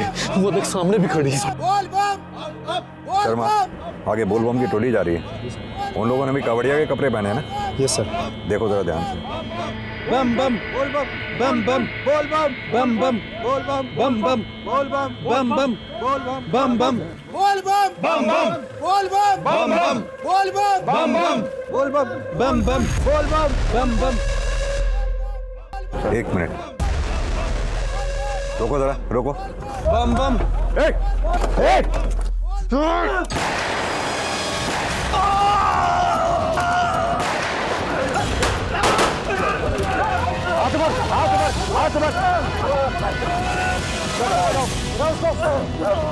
डॉक्टर को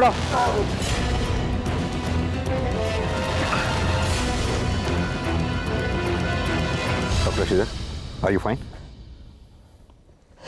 thank you sir, you help me. 14 दिन की लगातार कोशिशों के बाद आखिरकार नोएडा पुलिस डॉक्टर श्रीधर को सही सलामत बचाने में सफल हो गई। किडनैपिंग में इन्वॉल्व सभी 6 अपराधी इस वक्त पुलिस की हिरासत में हैं। नोएडा पुलिस के सराहनीय जज्बे के लिए क्राइम पेट्रोल की पूरी टीम उन्हें सैल्यूट करती है और उन्हें इस सफलता के लिए बधाई देती है।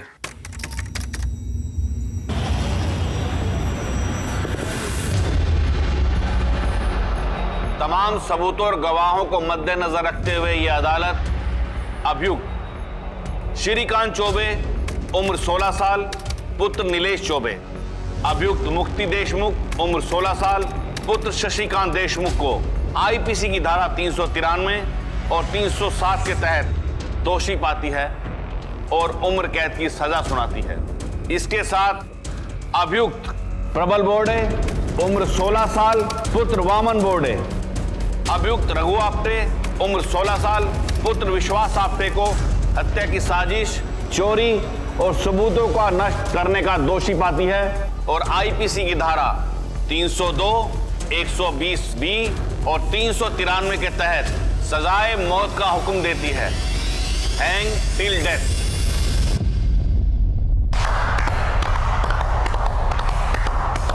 थैंक यू जज साहब, हमें पता था यही होगा। अंधा कानून मुर्दाबाद, अपनी दोस्ती जिंदाबाद। अंधा कानून मुर्दाबाद, अपनी दोस्ती जिंदाबाद। अंधा कानून मुर्दाबाद, अपनी दोस्ती जिंदाबाद। अंधा कानून मुर्दाबाद, अपनी दोस्ती जिंदाबाद। अंधा कानून मुर्दाबाद, अपनी दोस्ती जिंदाबाद। अंधा कानून मुर्दाबाद, अपनी दोस्ती जिंदाबाद। अंधा कानून मुर्दाबाद, अपनी दोस्ती जिंदाबाद। अंधा कानून मुर्दाबाद, अपनी दोस्ती जिंदाबाद। अंधा कानून मुर्दाबाद।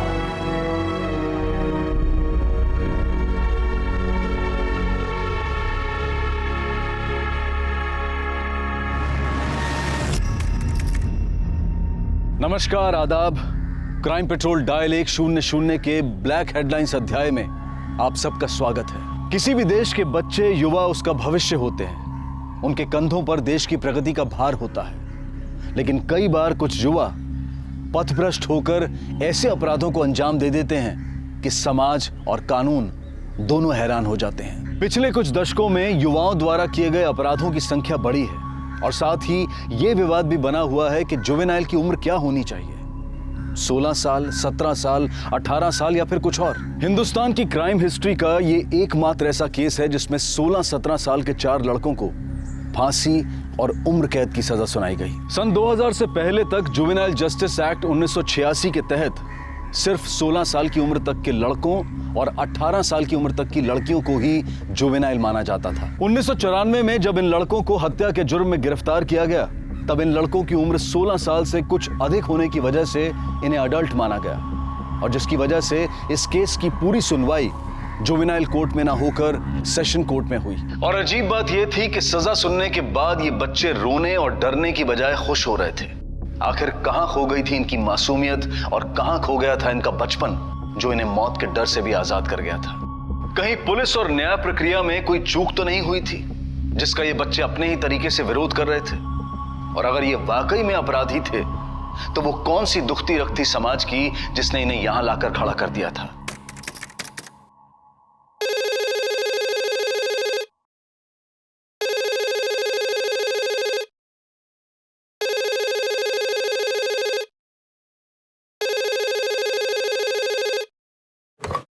Hello, Borivali police station. क्या? ठीक है, किसी को घर के अंदर मत जाने दीजिएगा, हम लोग अभी आ रहे हैं।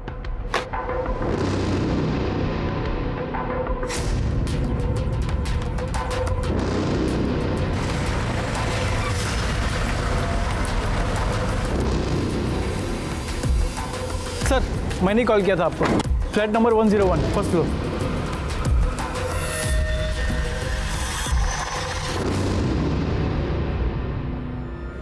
खोलो उसे फटाफट, हॉस्पिटल लेके जाओ।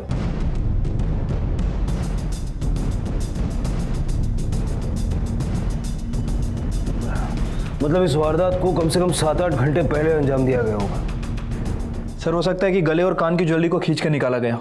सर, ये सब देखकर तो लगता है कि मर्डर लूटपाट के इरादे से किया गया। कदम इरादा चाहे जो भी हो, इतना तो तय है कि इस तरह से 4 लोगों को काबू करके बांधना किसी एक के बस का नहीं। कम से कम 3-4 लोग या उससे ज्यादा लोग इस वारदात में शामिल हैं। वो कौन थे और कितने थे? सोनवणे सर, बॉडीज को पोस्टमार्टम के लिए भेजो। Okay sir.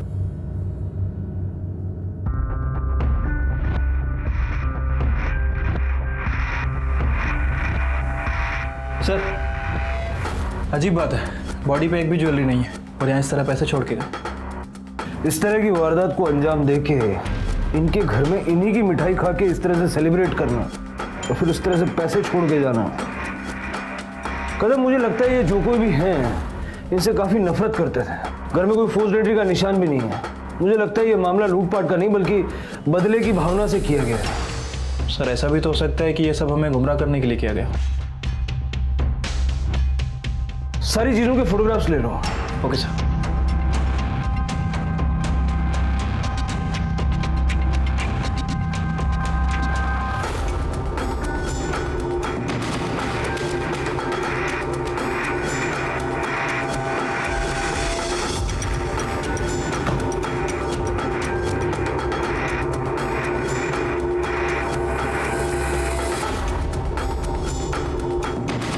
नॉर्मल है यार सब कुछ।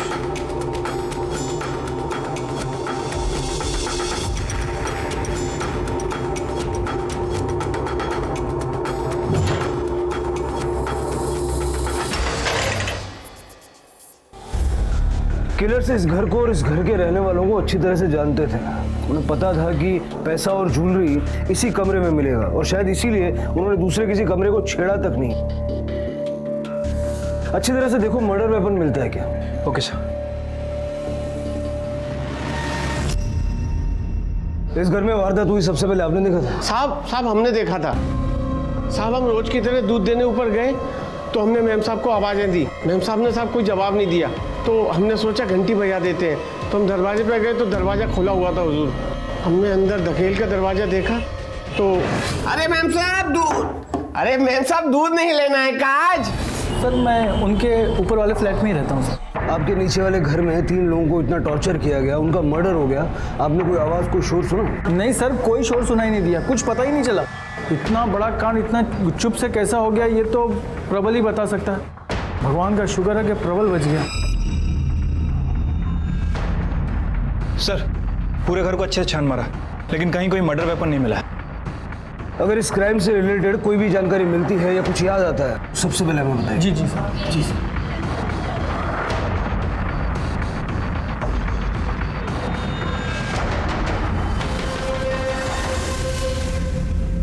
देख बेटा, तेरी हालत हम समझ सकते हैं लेकिन अपने घर वालों को न्याय दिलाना चाहता है कि नहीं? चल फिर बता, ये कब हुआ और कैसे हुआ? सर कल रात को मैं अपना रूम बंद करके पढ़ाई कर रहा था। कितने बजे? 8 बजे के आसपास। सर ये साल 10th का बोर्ड है मेरा, तो एग्जाम्स की तैयारी कर रहा था मैं। तभी पहले डोरबेल बजे। आई की गर्दन पर हथियार रखे हुए थे, उनके बाद कई हथियार थे जैसे तलवार चाकू सब, और दूसरे आदमी ने आई का मुंह बंद कर रखा था। कितने लोग थे? 3 आदमी थे। फिर क्या हुआ? मुझे देखते ही एक आदमी मेरे पास आया और उसने मेरा मुंह दबा दिया। मैंने उसके हाथ पे जोर से काटा और उसने मुझे बहुत तेज मारा और मैं गिर गया सर। और उसने मुझे शर्ट से उठाया, उसके बाद आई से पूछा कि कैश और ज्वेलरी का है, और फिर डोरबेल बजी। डोरबेल बजने की आवाज़ कितने बजे हुई? कोई 1.5 घंटे बाद, मतलब 9:30 बजे के आसपास। उसके बाद क्या हुआ? सुदीप बाबू आए और उन्होंने उन्हें भी मारा और हमारे साथ बांध दिया। फिर उनमें से एक आदमी बोला कि भूख लगी है। फिर वो लोग किचन की तरफ चले गए। फिर डोरबेल बजी तो वो लोग हॉल में आए और फिर सबको मार डाला। तो तुम कैसे बच गए? वो लोग मुझे भी मार नहीं जा रहे थे, तभी नीचे से 3-4 गाड़ियों की आवाज आई और वो लोग फिर भागने लगे और एक आदमी ने भागते भागते मेरे सर पे बहुत तेज से डंडा मारा और मैं बेहोश हो गया। तुमने उन 3 लोगों की शक्लें देखी थी ना? पहचानते हो कौन थे वो लोग? पहले कभी देखा था उनको? नहीं सर, पहले कभी नहीं देखा। शक्लें तो याद होंगी ना? कमले सर, स्केच आर्टिस्ट को बुलवा के इससे डिस्क्रिप्शन लेके स्केच बनाओ। सर स्केच तो मैं भी बना सकता हूँ। अजीब बात है, कातिलों ने घर के 3 लोगों को मार दिया और इसे जिंदा छोड़ दिया, वो भी तब जब वो जानते थे कि इसने तीनों की शक्लें देखी हैं। और इतने शातिर लोग बस इस बात से डर के भाग गए कि उन्हें रोड पर कुछ गाड़ियों की आवाज़ सुनाई दी। सर अगर वो वाकई गाड़ियों की आवाज़ सुनकर भागे होंगे तो सर गाड़ियों की आवाज़ तो उससे पहले ज़्यादा आ रही होगी। अगर उनका मकसद सिर्फ लूटपाट करना था तो प्रबल और उसकी माँ को मारकर वो लोग 9 साढ़े 9 तक भाग सकते थे, कि वो जानते थे कि घर में कहाँ क्या रखा है। अगर लूटपाट के साथ साथ मर्डर भी उनका मकसद था तो तब भी उनके पास काफ़ी टाइम था। प्रबल के बाप के 12 बजे आने के बाद उसे मारकर 12:30 तक वो लोग भाग सकते थे। फिर ऐसी सूरत में 2:30 बजे तक वहीं रुके रहने का क्या मतलब हो सकता है? सर मुझे लगता है कि प्रबल हमसे कुछ ना कुछ जरूर छुपा रहा है। कदम, जरा आस पड़ोस में पता करो ये प्रबल लड़का कैसा है, और इस रस्सी के बारे में भी पता करो, कहाँ से और किसने खरीदी। रस्सी नई सी लग रही है, हो सकता है कि इन्हीं दिनों में खरीदी गई हो। Okay sir.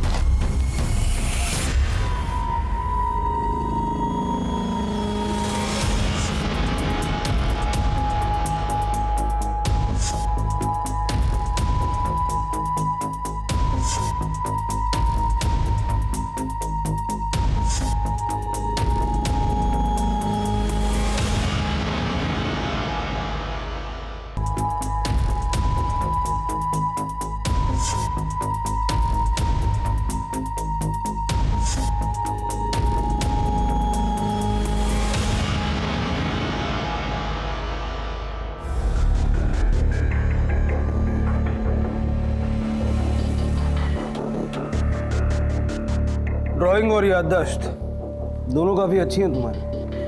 काफी डिटेल में तीनों के चेहरे बनाए तुमने। ठीक है, फिलहाल घर जा सकते हो। जी सर। कदम सर, जरा पता लगाओ ये 3 लोग हैं कौन, और इस प्रबल पे भी नजर रखो। Okay sir.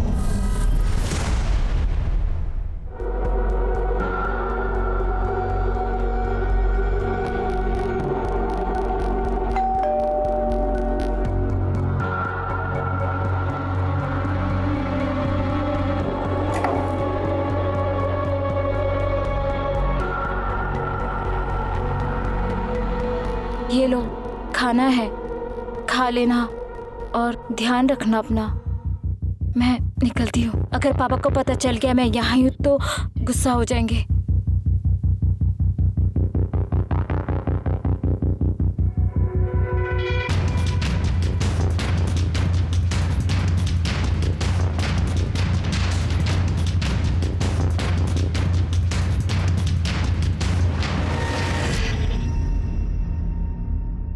इन दोनों को तो नहीं जानता, पर इसकी शक्ल से मिलता जुलता एक भिखारी उधर उस रोड पे भीख मांगता रहता है। हाथ से अपंग है, दिन रात उधर ही पड़ा रहता है।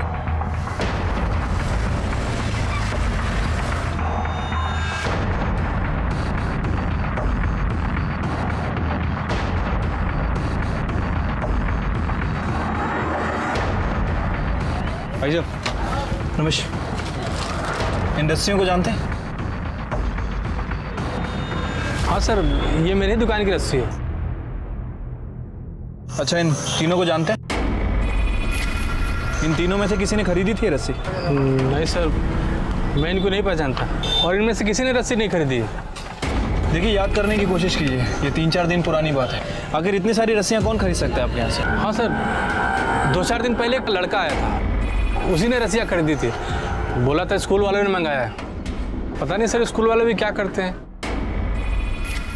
क्या यही था वो? नहीं सर, ये नहीं था सर। 2:30 बजे तो इंसान सो ही जाता है ना।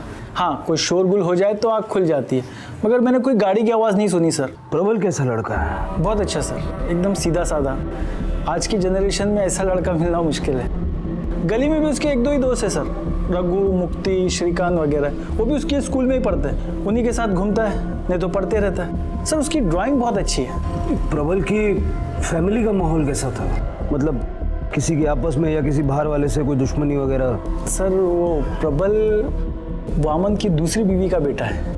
बीवी क्या बोलेंगे, उसने कभी वामन से शादी तो की नहीं। पहले वामन इधर ही रहता था, वैजंती भाभी और सुदीप के साथ। फिर इन लोग को छोड़ के वो औरत के पास चला गया था दादर, वहाँ वो प्रबल हुआ। प्रबल जब 8 साल का था सर, तब वो औरत को छोड़ के और प्रबल को लेके वापस से वैजंती भाभी के पास आया। आपको ये सब कैसे पता? सर वामन ने बताया। तो वामन ने कभी ये बताया कि प्रबल की माँ दादर में कहाँ रहती है? नहीं सर, वो तो वामन को भी नहीं पता था सर। एक बार उसने मुझे बताया था कि वो औरत कैरेक्टर की सही नहीं थी, तो अभी तो शायद उसने भी किसी से शादी करके घर बसा लिया होगा। पर सर एक बात है, वामन और वैजंती भाभी प्रबल को प्यार बहुत करते थे, दोनों उसकी चिंता बहुत करते थे।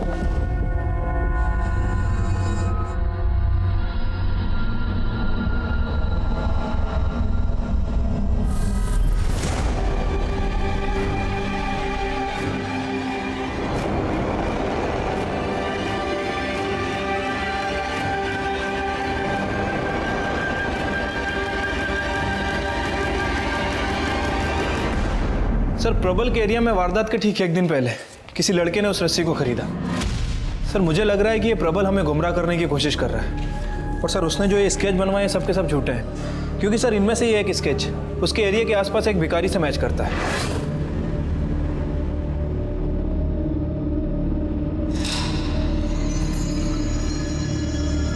और बाकी के 2 स्केच हैं, इनका हमारे पास कोई डिटेल नहीं है।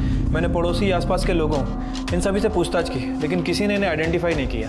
इसका मतलब है कि प्रबल ने ये चेहरे अपनी इमेजिनेशन से रैंडमली बनाए। वैसे ये भी पता चला है कि प्रबल वैजंती का सौतेला बेटा है। वामन ने प्रबल की माँ से कभी शादी की ही नहीं, वो उसकी नाजायज औलाद है। सर, सुदीप, वैजंती और वामन, इन तीनों की पोस्टमार्टम रिपोर्ट के हिसाब से तीनों की मौत रात को 11 से 1 के बीच हुई है।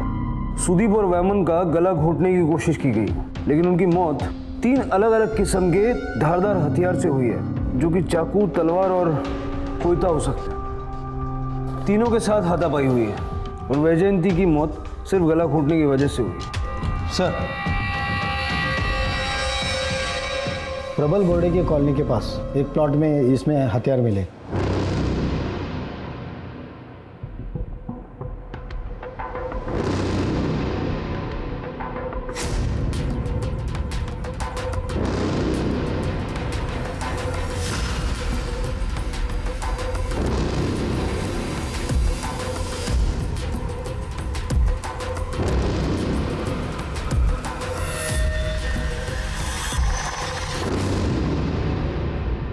काफ़ी दिमाग लगाया है।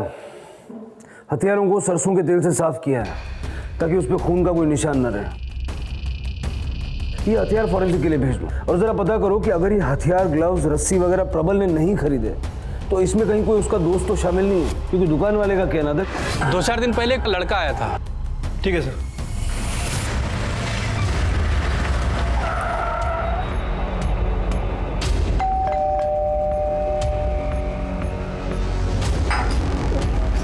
क्या हुआ साहब? वही तो पता लगा रहे। प्रबल तुम्हारा दोस्त है ना? हाँ सर। 22 सितंबर को रात को 8 बजे से लेकर देर रात 3 बजे तक कहाँ थे तुम? सर, उस दिन तो ये रघु और श्रीकांत के साथ वीरेन के घर पढ़ाई करने गया था। वो क्या इस साल बोर्ड के एग्जाम चल रहे हैं ना, तो बच्चे लोग सब वीरेन के घर चला। साहब, आप बेकार में शक कर रहे हो। वो लोग हमेशा वीरेन के वहाँ पढ़ने जाते थे और मुझे अच्छी तरह से याद है कि वो लोग उस दिन भी वहीं पढ़ने गए थे। साहब, मेरा बच्चा आवारा नहीं है साहब, वो लोग दोस्त लोग हैं। ऐसा क्यों करेंगे साहब? साहब, वो बच्चे पढ़ने लिखने वाले बच्चे हैं साहब।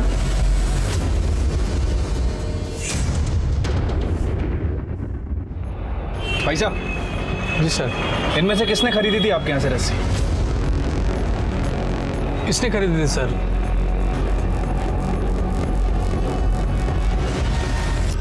सर, उस रस्सी खरीदने वाले लड़के की पहचान हो गई है। सर, प्रबल के दोस्त रघु आप्टे ने वो रस्सी खरीदी थी। गुड। कदम, जल्द से जल्द पता लगाओ वो हथियार कहाँ से खरीदे गए थे। क्या इनमें से किसी ने आपके यहाँ से हथियार खरीदे थे? जी, इन दोनों ने एक तलवार और एक गुप्ती खरीदी थी, पर हम इसे हथियार के तौर पर नहीं बेचते हैं। आप चाहें तो देख सकते हैं। नवीन, एक तलवार देना।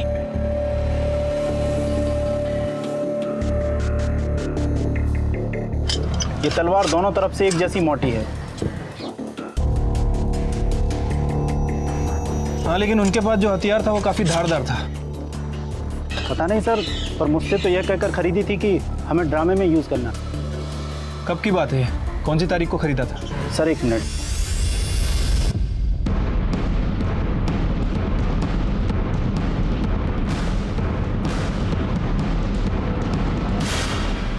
भाई साहब। हाँ साहब। इन्हें पहचानते हैं? इनमें से किसी दो ने आपके यहाँ पे तलवार और गुप्ती में धार लगवाई थी। साहब वो दो नहीं 3 थे। इसको धार करके दो। इस पे धार क्यों लगानी है? तेरे को काटने के लिए। अरे मजाक कर रहे हैं दादा, ड्रामे में तलवार लगेगी ना, और पेड़ काटने का सीन है, इससे पेड़ कटेगा नहीं तो इसीलिए धार चाहिए।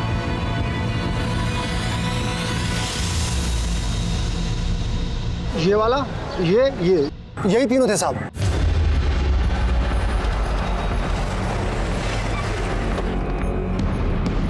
निकालो बाहर इसे। चलो।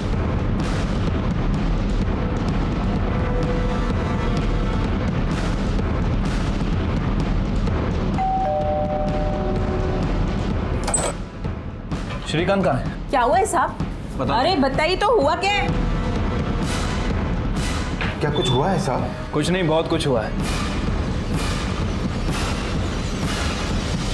ये तीनों सुदीप, वैजयंती और वमन इनके मर्डर में इन्वॉल्व है।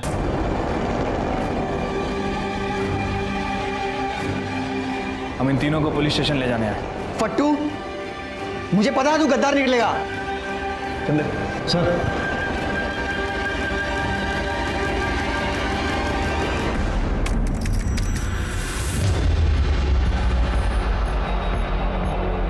तमाम सबूतों और गवाहों को मद्देनजर रखते हुए यह अदालत सजाए मौत का हुक्म देती है, हैंग टिल डेथ।